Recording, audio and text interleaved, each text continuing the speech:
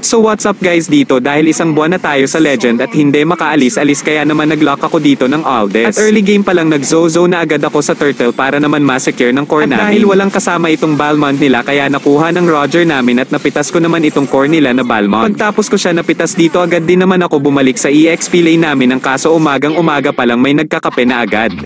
Kaya naman pagtapos nito nagkape di na ako nagdalawang isip na bigyan na agad ito ng malambot na unan at makapal na kumot para naman mahimbing ang tulog nito. At dahil wala yung tames nilang lamok kaya naman binasag ko na agad itong tower nila. At tignan ninyo kung paano ko gamitin sa kalaban yung passive ng Aldes kaya manood kang mabuti. Your team destroyed a turret.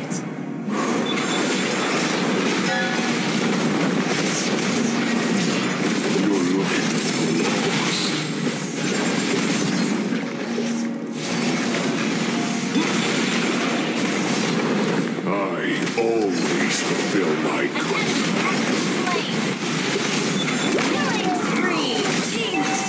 Dito kitang-kita ninyo naman na piso na lang ang buhay ko. Double kill. You're ahead in gold.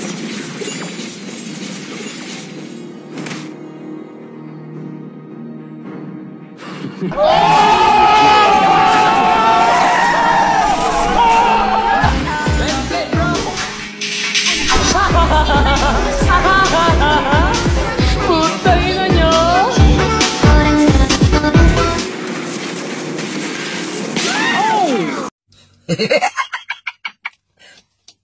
Sorry.